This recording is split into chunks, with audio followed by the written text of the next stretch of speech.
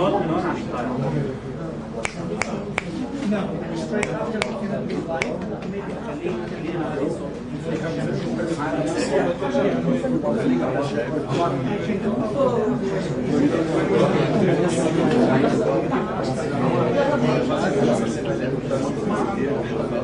okay.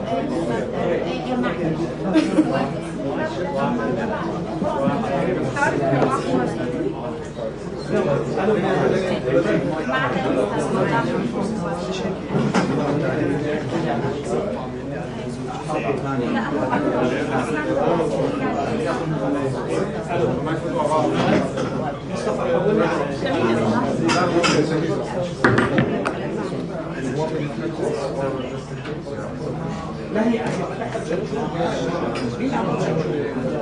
مين اللي قال شرشوب؟ لا البريسر مش جنس احكي مع ما صادق حدك يا رجل صادق حدك حولني على نحكي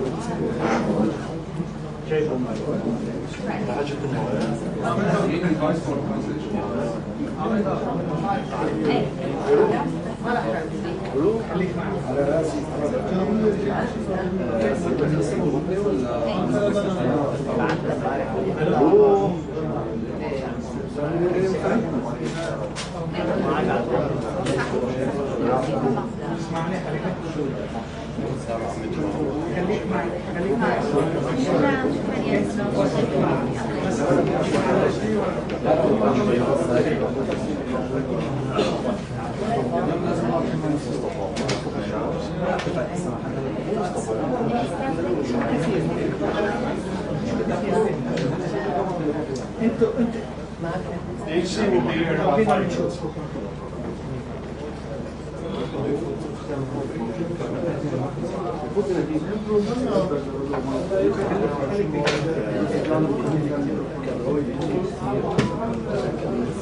هن مقررين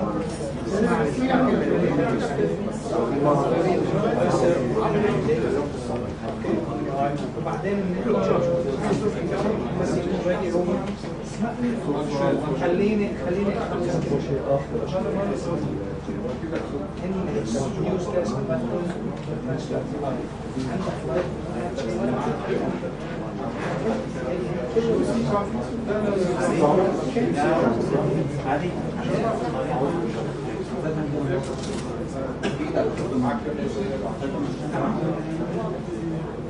بس انت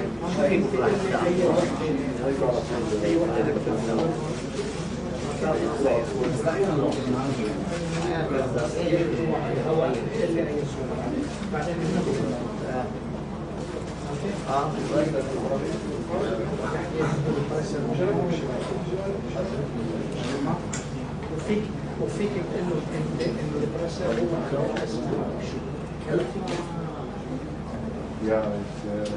مين ما تسمع قل لهم هلا انت عم تقعد الصوري والله عم يشرب بس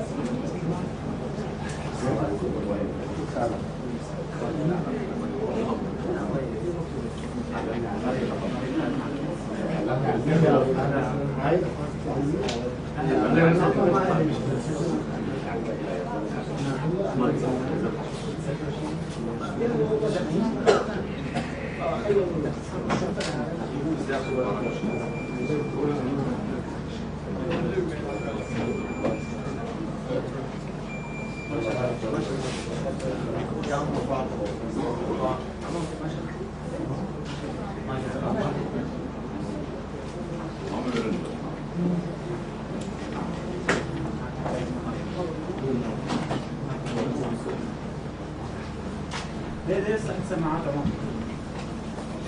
ليه صح السماعات؟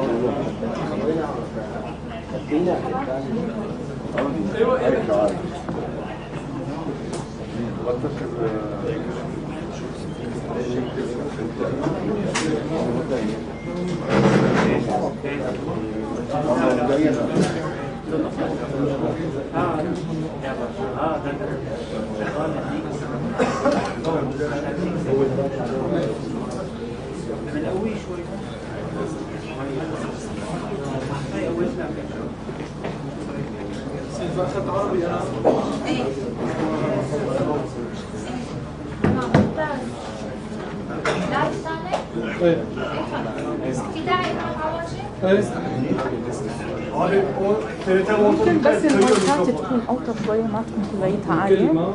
ايه على نفس المدى تقريبا، ما تكون عاليه. قصدك هذا؟ لا هذا لهون للترانسليشن، بس هذا شويه صغيره صح؟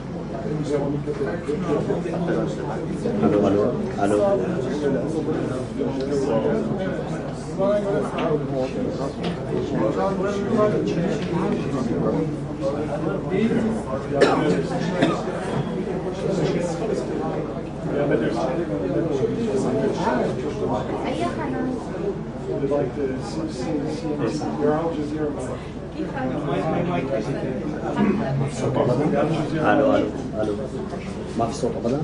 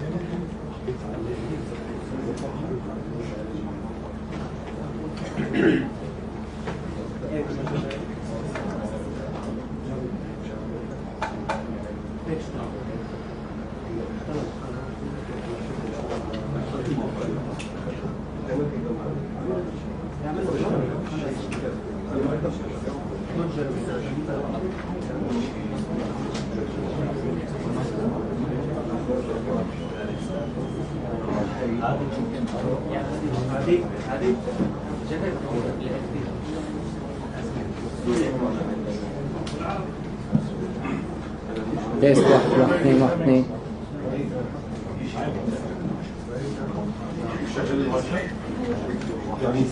تيست واحد اثنين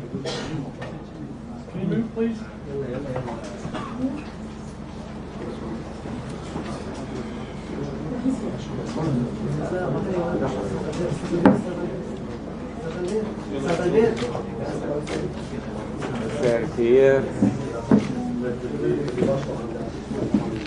Okay.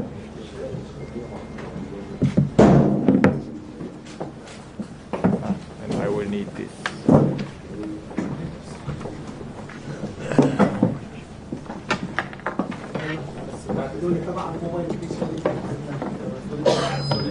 Okay.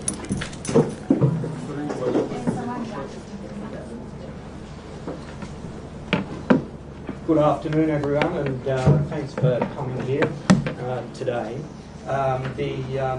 The High Commissioner arrived in Damascus yesterday. He has met a range of actors, including officials, civil society, diplomats, UN colleagues, as well as victims of human rights abuses. Now the visit is concluded. He will share an end-of-mission statement with you, which will be available also online. After he delivers this, we'll take questions, 3 at a time. We only have a limited amount of time as we need to leave shortly after this. Thank you. Well, Meser Khir, thanks for coming. This is a historical first. Never before has there been a visit by a United Nations Human Rights High Commissioner to Syria. I've been impressed by the bravery, the fortitude and the resilience of the Syrian people I have met, given the atrocities and trauma they have experienced over the years.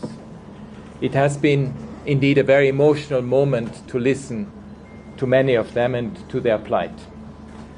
My office, the UN Human Rights Office, has worked over the past 14 years monitoring, documenting and publishing numerous reports to bring to the world's attention the extremely serious human rights situation in Syria and to call for accountability despite being denied access to the country. During my visit, I heard from a number of victims. One, a former soldier suspected of being a defector who was jailed at the notorious Setnaya prison, where we have been documenting violations for years. He told me of the cruel treatment he endured. I cannot even bear to share the stories of beatings and torture that he shared with me. He, like the thousands of others held and disappeared there and in so many other facilities for decades past, was crammed into a freezing cell with dozens of others sharing only a few blankets. Early in the morning, as they heard the guards at their door, trembling in fear, they retreated to the rear of the cell, fearing they would be hauled out again to be tortured or, worse, even executed. Thousands died in prisons throughout the country. I also visited the residential neighborhood of Chobar in Damascus, which now resembles what can only be described as an apocalyptic wasteland. Not a single building in the area was spared bombardment in wave after wave attacks. It is inconceivable that such mass killings and destruction took place. Equally, that banned chemicals were used against civilians elsewhere in the country, and not just once, says a lot about the extreme brutality of the tactics used by the former regime. Such acts constitute the most serious crimes under international humanitarian law. I've heard from the victims and from civil society groups representing them about their immediate needs, but also about their long-term aspirations. Despite the misery inflicted upon them, they speak of their relief, but also of their hopes for the future. And in Damascus, I witnessed how people were busy going about their daily lives, shopping at the markets, drinking coffee, visiting places of worship, children playing outside. But there is so much to be done. And this is such an important moment with tremendous challenges and risks ahead. The people of Syria need every ounce of help they can get to rebuild a country that works for all Syrians. I came here to offer my reassurances that my office, the Human Rights Office of the United Nations, will continue to support inclusive, nationally owned and nationally driven processes. There are still very real threats to Syria's territorial integrity, independence and sovereignty, which must be fully respected and rigorously upheld. The ongoing conflicts and hostilities must end. During the visit, I met the leader of the caretaker authorities, Ahmed al-Shara. He acknowledged and assured me of the importance of respect for human rights for all Syrians and all different components of Syrian society, as well as the pursuit of healing, trust building and social cohesion and the reform of institutions. We discussed the opportunities and challenges awaiting this new Syria. Human rights must be at the front and center, where everyone can live free and equal in dignity and rights. But the challenges are immense. The first task must be saving lives. Hundreds of thousands of lives have been lost. Much of the country lies in ruins. 90% of the population is mired in poverty. The health system is on its knees, and many schools are closed. Millions are still displaced, both inside and outside the country. The rights to food, health, education, and housing are fundamental human rights, and there must be prompt, collective, and concerted efforts to guarantee them. As the international community considers the issue of sanctions, it will be critical to bear in mind the impact that sanctions have on the lives of the Syrian people. I therefore call for an urgent reconsideration of sectoral sanctions with a view to lifting them. To move forward, it is critical to address the past wrongs that have been committed by all actors in Syria over the past 5 decades. Those responsible for serious human rights violations and crimes must be held to account. Concerns of the most serious war crimes and even crimes against humanity have been documented over the years of conflict. The enforced disappearances, the torture, the use of chemical weapons, among other atrocity crimes, must be fully investigated. And then justice must be served, fairly and impartially. I have heard repeatedly from Syrians themselves that this is what they want. The extent of the atrocity crimes truly beggars belief. We will work in a complementary manner on these and other violations with the other human rights mechanisms that exist.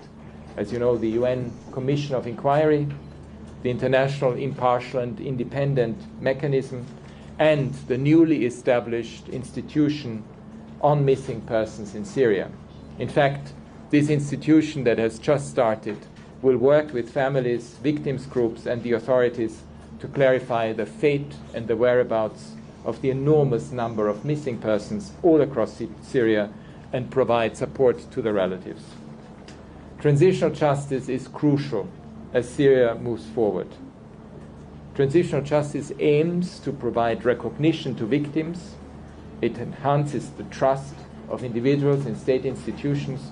It reinforces respect for human rights, and it promotes the rule of law. Revenge and vengeance are never the answer. Instead, there needs to be a fully nationally owned healing, truth-telling, and reconciliation process. My office is ready to support transitional justice initiatives as well as other rule of law efforts to move forward. We know that such processes have repeatedly demonstrated that they can help address grievances and divisions with a strong focus on the plight of victims. Women and girls face significant disparities in the country. If one looks at the data, it's clear that gender inequalities have further limited access to healthcare, to education, and safe housing. Rebuilding a Syria that works for all its people, equal in dignity and without discrimination, will be key to its success and stability. My office envisages to continue its work on patterns affecting housing, land, and property rights, particularly on how practices of demographic engineering have been infringing access for Syrians, particularly returnees and internally displaced people, to such basic rights. We have had a dedicated Syria team since 2013, operating from outside of the country due to the previous regime's refusal to allow us to work in Syria. Just 3 weeks ago, my colleagues were able to enter the country for the first time, and now we look forward to supporting Syrians, to supporting human rights of Syrians inside the country. It is really a seminal moment for Syria after decades of repression. My most fervent hope is for all Syrians to be able to thrive together, regardless of gender, religion, ethnicity, and to build a common future. Shukran. Mr. Türk, you have One minute, please. So you will so moderate. we'll take 3 questions at a time. You may ask the question. Salam Khoury from Al Jazeera. You've met the new administration and you have spoken of the importance of transitional justice. We've been around the country. They might have some expertise, but what do they need, especially in investigating the mass graves and the mass detention places? They would need the right technology and the right expertise to help them. Have the new administration spoke to you for help or asked from the UN for this help in this aspect, and are you willing to provide this help for the new administration? Thank you. Thank you. Thank you. Next question.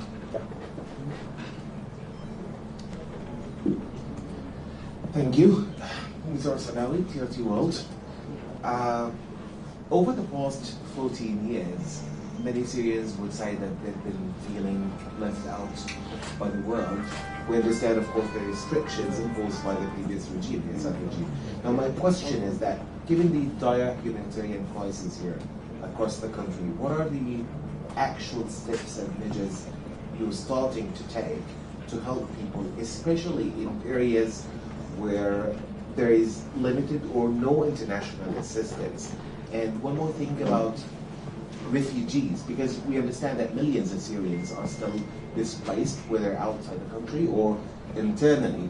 So are there actual measures to help these people rebuild or return to their homes, the things that they once called them home? Thank you.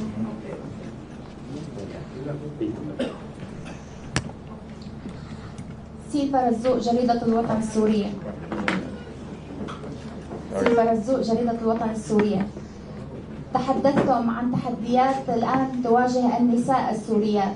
هل لاحظتم هناك تحديات أخرى تواجه المجتمع السوري الآن بعد مرحلة سقوط النظام؟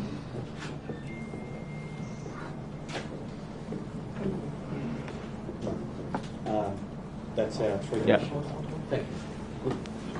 Look, it is absolutely important in this transition phase to ensure that mass grave sites, documents, all possible evidence for atrocity crimes, for serious human rights violations are preserved. That's of the utmost importance.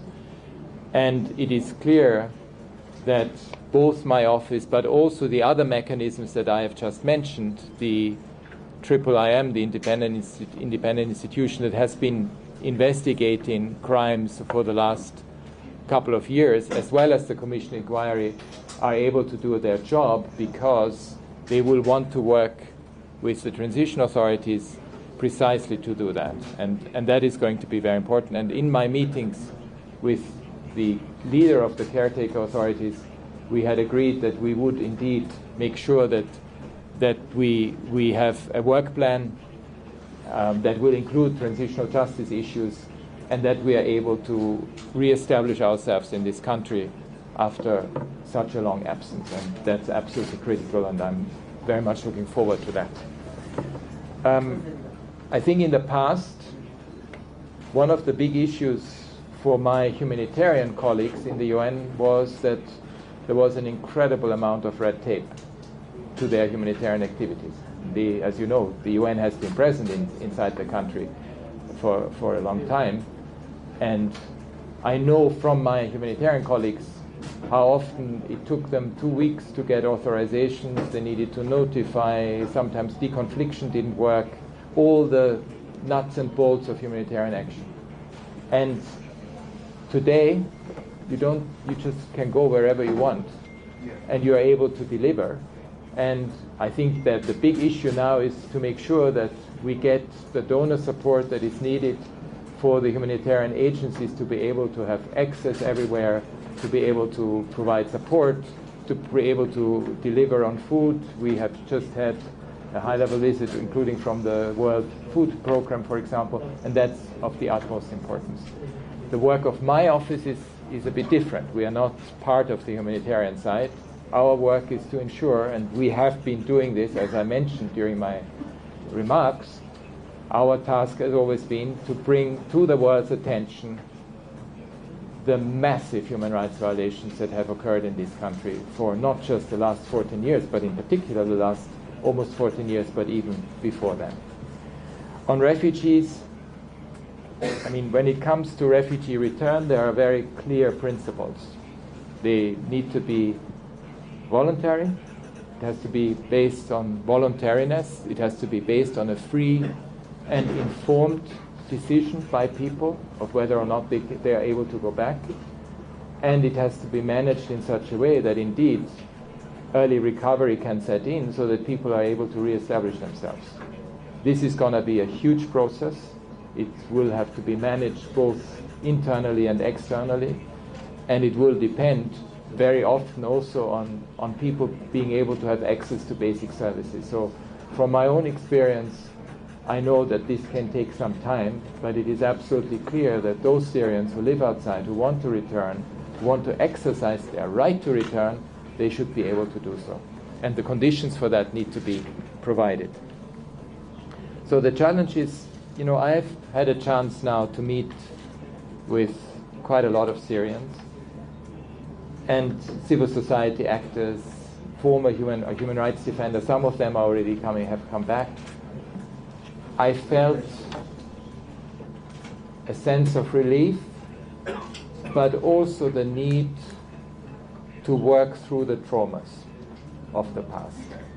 And one aspect that was very clear to me was the need to find missing persons, to bring closure to the plight of missing people, but also to deal with the trauma of what people have gone through when they had been detained, for example, often under the most abominable circumstances. So there are huge challenges of healing, as I said, of inclusiveness, of bringing the society together, of social cohesion, and of national reconciliation.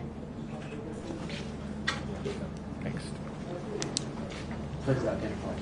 هدي تعطين تلفزيون سوري. كنت تتحدث عن بأن هناك العديد من المشاريع سوف تعودون أو تنشطونها بشكل أكبر بعد دخولكم يعني إلى سوريا. هل سيكون هناك شكل آخر للتدخل؟ نحن نعلم بأن هناك كان شكل التدخل هو إسعافي مؤقت تقديم الغذاء. هل سيكون هناك مشاركات على مستوى إعادة أو تأهيل البنى التحتية؟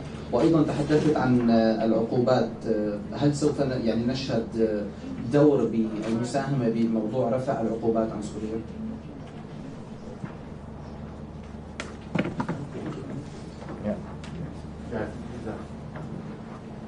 Mohammed Jamjoub, Al Jazeera English. High Commissioner, I wonder if you could tell us a bit more about your conversation with Ahmed Shadar, head of the new administration.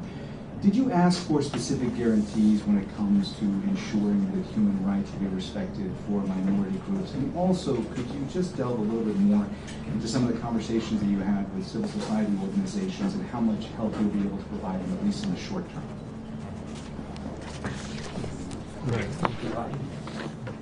Hi, thank you, Lisa Golden from the AFP. Did you raise or have the authorities expressed any openness to the idea of ratifying the International Criminal Court statute so that the perpetrators can be held to account there? Yeah. So on the question of rehabilitation, I mean, obviously, I mean, if you look at the data, including destruction of schools, health facilities, as I mentioned, people below poverty line, there is a huge need to ensure that the economic and social, the access to basic services, the economic and social situation improves rapidly and very fast. And which is why I mentioned also in my statement the issue of sanctions.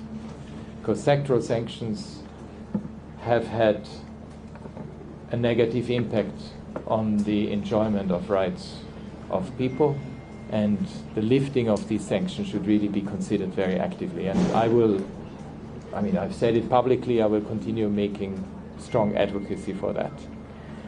On the issue of, what was the other one?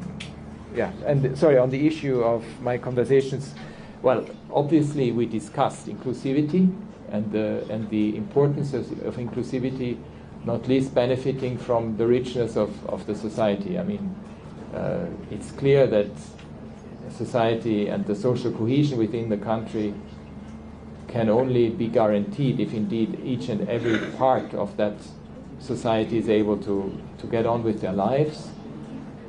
And that includes each and every segment of the society.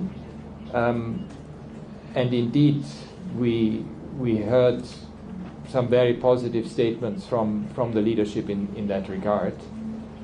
Of course, a lot now depends on how it's happening on the ground, and there's a lot of work to be done. It's a very fragile transition period, but it will be absolutely critical to support the effort to build a new Syria that overcomes the legacies of the past, including the divide and rule tactics of the past regime.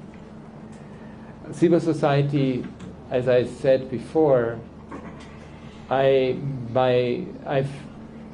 rarely seen a population that coming out of a trauma that is very deep. I mean, I also feel that people after years of repression are realizing that now they can talk freely, for example. They can share their views, which is for some of them was actually quite hard in some of the meetings. I think there's a lot of healing work to be done to bring together also often very fractured societies. But I also have a real deep belief in the Syrian people to do this, to be able to do it. I have had a chance to meet many Syrian refugees in the past. I've seen also what transformation has gone on among them, and I believe that there is now a huge chance for the country to heal. We did not discuss specifically ICC accession to the statute. It was my first meeting, so it's obviously you cannot discuss each and every aspect of it. It is one area that was mentioned by civil society groups. They would possibly want to advocate for the ratification of the ICC statute. Sorry. كثير عجيب وكانت الأسوشيتد بريس.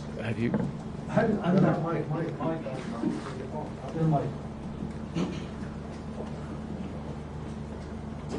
كثير عجيب وكانت الأسوشيتد بريس. هل هناك عدد تقريبي لعدد المعتقلين أو الذين قتلوا خلال الأزمة؟ وماذا ستفعلون؟ شكرا.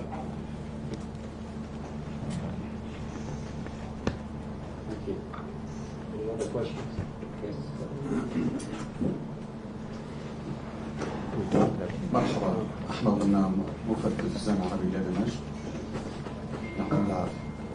تحدثت من خلال المؤتمر الصحفي عن موضوع المرأة والمساواة في العمل والتعليم قبل قليل، لكن هنا في سوريا يوجد ملف يخص المرأة وهو المعتقلات اللواتي تم اغتصابهن في السجون. هل هذا الملف سيثار دوليا في المحاكم الدولية أم لا؟ طبعا مع إشارة أن هناك الكثير من أحاديث السوريين أن النساء اللواتي تم اغتصابهن ليس لجريمة سياسية، إنما فقط لدرجة قرابة مع شخص يكون معارض أو مخالف للنظام السابق.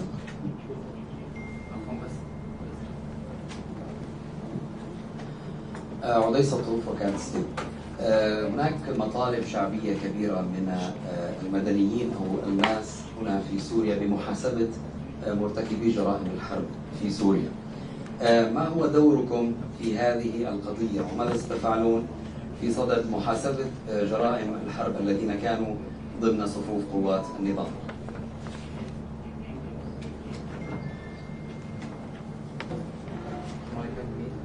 Oh, okay.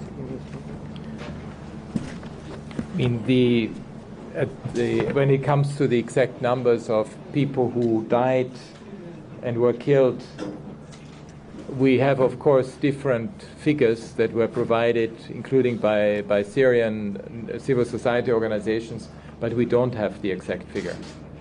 And I think this is part of the work that needs to be done, especially once we see how this new institution for missing persons works out. Hopefully it will give us more clarity to the numbers, but we do not at this point in time have the precise number. But it's important that it's being done. It's part of the transitional justice process that I mentioned before. Look, sexual violence, you have probably seen a number of reports that my office, but also the other human rights mechanisms have actually published over the last couple of years. It's been one of these horrific aspects of the conflict. There needs to be a very strong focus on survivors and healing of survivors. And even in one of the sessions that I had even here, I really admire the courage of those who speak about it. And I can see there is a strong willingness to not only bring it more out in the open, but also to make sure that those who were perpetrators, are called to account. When it comes to the broader issue of accountability, my office and the various mechanisms have in the past provided documentation that was used in national proceedings when it came to those who were accused of having committed atrocity crimes. And in some jurisdictions, I mean, as a lawyer, you probably are aware, it's called universal jurisdiction. When countries have universal jurisdiction, they have actually brought to justice a number of Syrian perpetrators not inside Syria, outside Syria. And a lot of the documentation that came from my office, but also from the other institutions that I mentioned, were part of the proceedings. And it is now, of course, very important in the current context, as I said before, to preserve the evidence and to ensure that all the documents are kept, so that if there is a transitional justice process that works, including accountability mechanisms, that they are actually able to do its part. But transitional justice is not just accountability. It is also healing, memorialization, and truth-telling. That's equally important, and it has to have a very strong nationally owned character, because if it's not nationally owned and if it's not centered on the victims themselves and the survivors, we know from experience that it can fail. Maybe two more. If we've no more questions, thank you very much. Okay, one last one, because we do have to go. أحمد قرأ أحمد من وكالة أنبال الأناضول.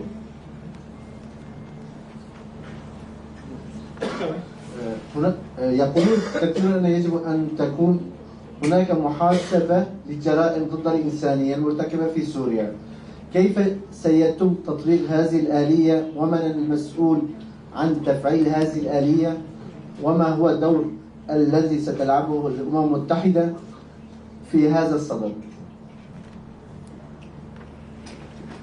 Well, there is obviously a huge need to reform criminal justice in the country and to bring it in line with international human rights standards. And it's clear that you need to build up such a system, and we will be there to support the building up of that. That's precisely one of the roles that we hope we can play in support of the national authorities, in support of the national justice system, to ensure that there is compliance with human rights, because as we know, in the past, There was a huge issue of due process, of lack of fair trial standards and so forth, and it's really going to be important to ensure that there is a massive reform in order to be able to deliver on the accountability front. Shukran jazilan. Thank you. Thank you.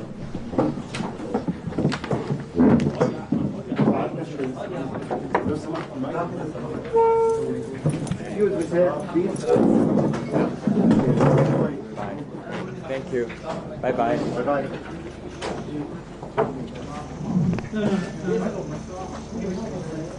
We don't have